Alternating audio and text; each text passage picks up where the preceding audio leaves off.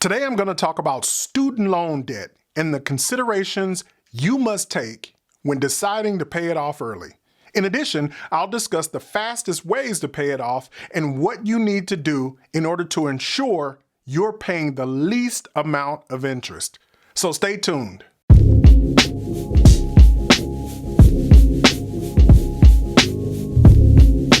Hey everybody, it's me, AJ Golden, self-proclaimed money nerd and personal finance geek. And welcome to Personal Finance Made Easy. I created this channel to help you win with money by making concepts such as budgeting, saving, and investing simple and easy. Today I'm going to talk about student loans and the things you need to consider before paying them off early. Stay tuned to the very end of the video where I'll show you how to make sure you're paying the least amount of interest when you do decide to pay them off early. But before I get into the video, please make sure to subscribe to my channel and hit that notification bell so that you don't miss out on any future videos. Also, remember to hit that like button right below the video.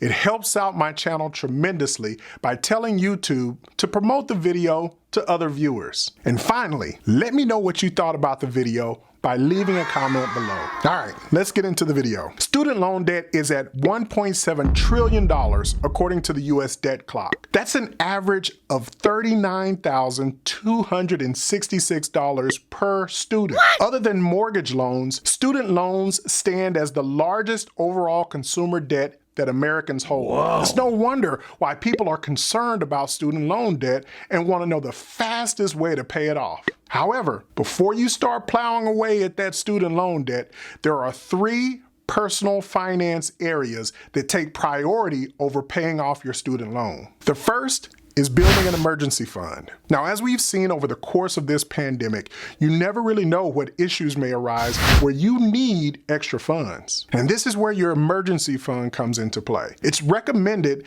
that you have at least 3 to 6 months of expenses saved away for such occurrences. If you don't have an adequate emergency fund, I suggest that you use any extra money towards building one before you place your focus on paying off student loans. In the meantime, make sure that you're covering monthly payments because you do not want to go into default on a student loan debt. Your second priority over paying down student loan debt is to pay off those credit cards. Now, while credit card debt might not be your highest debt balance, it's very likely to be the highest interest debt that you hold. The average consumer credit card rate is approximately 17%. Now compare that to the federal student loan interest rates, which are between 2.75 and 5.3%. Now, by focusing on paying off credit card debt,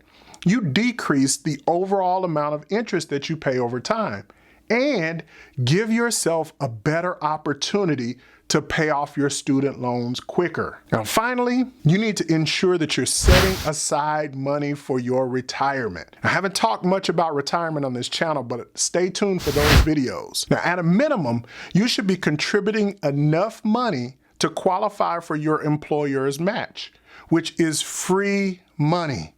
And it'll give you time to build up compound growth. The longer you wait to save for retirement, the more you need to contribute in later years to make up for the lost time. Now, once those areas are in order, here's what you need to do to pay off your student loans as quickly as possible. 1, set up auto pay and always pay more than the monthly minimum. I mean, it's no secret that that's the only way you can fast track paying off debt is to pay more than the minimum requirement. Now, in order for you to do this, you need to ensure that you have a good budget in place and identify extra funds that can go towards paying off that debt. Now, once you've paid off other consumer debt, such as credit cards, as I mentioned earlier, you can use what you were paying on those to tackle your student loans. Now, next,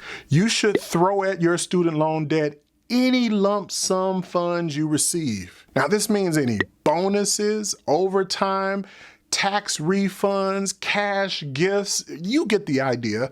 I mean, if you're really serious about taking down your debt, don't spend this extra money on miscellaneous stuff. Use it to pay down your debt. Now, lastly, you can also refinance your student loan to a lower interest rate and continue to pay extra on it. But be careful.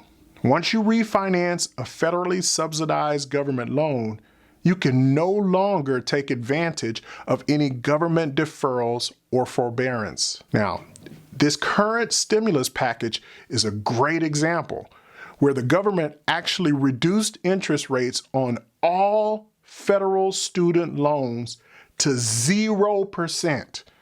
And they deferred everyone's payments from March all the way through December. Now, if you have a private loan or you previously refinanced your federal loan to a private lender, you wouldn't be eligible for this forbearance. Now, another consideration when refinancing with a private student loan servicer is that they often accrue interest using a compounding formula, whereas federal loans accrue on a simple daily interest on your principal payment. Now, this means that those private loans, which usually do have a lower interest rate, will actually accrue interest faster than the high interest rate federal loan. So you need to be careful and make sure that you're focused on paying it off early, or you could be in a worse position than if you would have kept your federal loan and paid it off according to the terms. Now, one other bonus tip to paying off student loans fast is to do whatever you can to increase your income and reduce your expenses. Let me say that again. Increase your income and reduce your expenses. This will give you more money to dedicate toward paying off your debt, which will reduce the time that it takes to pay them off. Now, you can do this by working extra hours at your job, getting a second part-time job, or starting a side hustle. And as mentioned earlier, you can decrease your expenses by creating and sticking to a realistic spending plan or budget. Now, I've got a few videos on both topics on this channel. So when should you not pay off your student loan debt quickly? If you're taking advantage of a student loan forgiveness program, or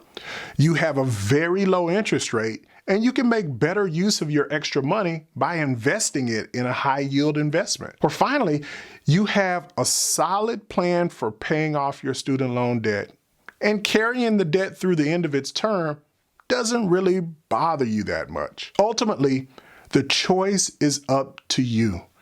And as I often say, personal finance is personal. So your specific situation or your circumstance must be taken into account when you're deciding on how to manage your finances.